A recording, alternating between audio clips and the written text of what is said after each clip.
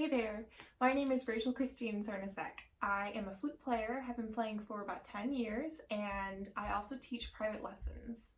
Today I'm going to be talking to you guys about how to care for your flute. So this will be a guide to the basics of assembly, cleaning, and avoiding damage and preventing repairs on your instrument. So first things first, you're going to want to treat your flute like it's a baby or a little puppy or kitty. And what I mean by that is that, like babies or puppies or kitties, your flute is very fragile and will not fare well if you mishandle it or drop it.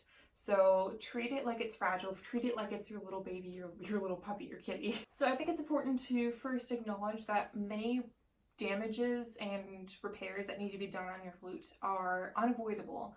A lot of them are due to just basic wear and tear, playing a lot over time.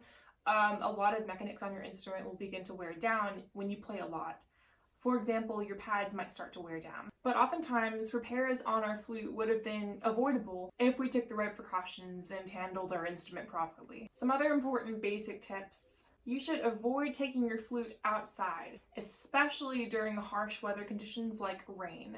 Water is a no-no for flute. So any kind of rain will damage your pads or other mechanics on your instrument, so don't take it outside during the rain. Something else to note is that you should avoid placing your instrument down on a surface with the pads down. This is harmful for two main reasons. Number one, it's resting right on the most delicate part of the instrument, so it risks these pads and these mechanics getting more damaged. And second, if you've been playing for a while, there's moisture in your instrument, and a lot of that moisture will seep down with gravity into the pads. Like we just said, moisture and pads are a no-no. If you have to place your flute on the ground or on a flat surface, place it with the pads up. Also, you should avoid trying to keep your flute out when you could be putting it away in the case. You don't want any dust to get in it, or if it's sitting on the ground or on a chair, you risk somebody kicking it or otherwise, hopefully not sitting on it, or otherwise damaging it in some other way. You can avoid all that just by putting it back in its case where it's safe. Let's talk about the flute's case for a minute. Many flute players don't know how to properly remove and replace their instrument in the case. So I just put my instrument back in its case to show you how I take it out. I like to take out the body first, which is the long part. I like to grab it by the barrel and hold it by the barrel. That way I'm not wrapping my hand around any keys. Next, I like to take out the head joint, and I hold the head joint by the lower part down here. When you place the head joint into the barrel, I like to do it very carefully with a rotating motion. You want to make sure that you are going gently and carefully. Don't try to force it. Make sure that you're holding on with your other hand by the barrel, by the way. Don't hold on by the keys or anything down here. Lastly, we're going to take the foot joint. I grab it very carefully. This is really important to make sure that you don't mess up the keys in your foot joint. Take your thumb, place it on one of these keys here. I'll just place it on the C key, and using your thumb, I like to line it up where it needs to go and then rotating it into place. And there you go, now it's assembled. Now let's talk about how you disassemble it. So same kind of idea, I like to start with the foot joint. Foot joint, take your thumb, place it on one of these keys here. I'll take the C key, and using more pressure in the thumb than anywhere else on the hand, I like to gently rotate the foot joint to try to shimmy that off. Don't try to force it, go nice and slow if you need to. And then placing the foot joint carefully back in. Next, we'll take out the head joint. Same as before, we're going to wrap one hand around the barrel and the other hand around the lower part of the head joint. Rotate gently until it's free, and then place the head joint back.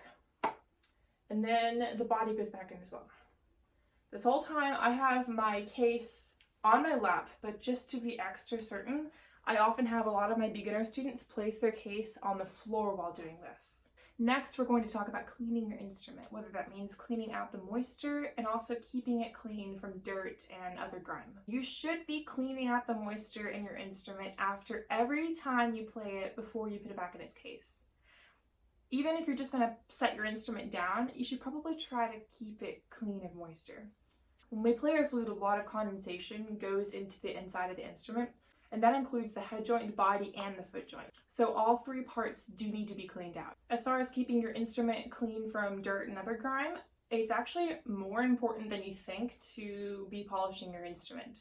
So polishing doesn't just give it that nice pretty shine, although that's a really nice benefit of polishing it, but it also keeps it free from dirt. Sometimes flutes also get sticky pads, and we know that sticky pad sound when we hear it. The best way to get rid of pad stickiness is to take some pad paper, which you can find at your local music store, and gently place the pad paper between the pads and gently press down. You don't want to drag the paper through the pads with excessive force. This can cause damage to your pads. You also want to try to avoid using other kinds of paper. Sometimes a dollar bill will work to get rid of the pad stickiness, but you want to be super careful that you're using a clean dollar bill, and again that you're not using a lot of force. Okay, last set of tips. Is your flute broken, or do you think it's broken? The last thing you want to do is make a broken flute worse. So never attempt any repairs that require disassembling any parts that you haven't been trained to properly reassemble. If there's major repairs that are needed on your instrument, you need to take it to a professional. But you can also look for really quick fixes. Quick fixes include any of the screws that you see on your instrument. If they look loose, you can gently screw them back. Gently, so don't use excessive force when screwing them back. If my screws ever get loose, I use one of these handy little instrument repair tools. You can also check to make sure that your crown, which is the part at the very top of your head joint, is all the way screwed in. Other than that, if your instrument is still not working properly, even after you've attempted to search for any loose screws or anything that's easily fixable, it's time to take it into a repair person. But the good thing is I just taught you a bunch of tips to prevent damage to your instrument and prevent you having to spend a lot of money in repairs. Keep in mind, just like I said at the beginning, a lot of our repairs have to do with basic wear and tear from the hours that we spend playing our instrument. Don't forget also that you should probably take your instrument around once or twice a year for a COA. That stands for a clean oil adjust. That means that the technician will take apart your whole instrument, clean it out of any grime or oil or dirt, and they will make it in tip-top condition for you. I hope you enjoyed my video on preventing damage and basic care to your flute, and I wish you happy practicing.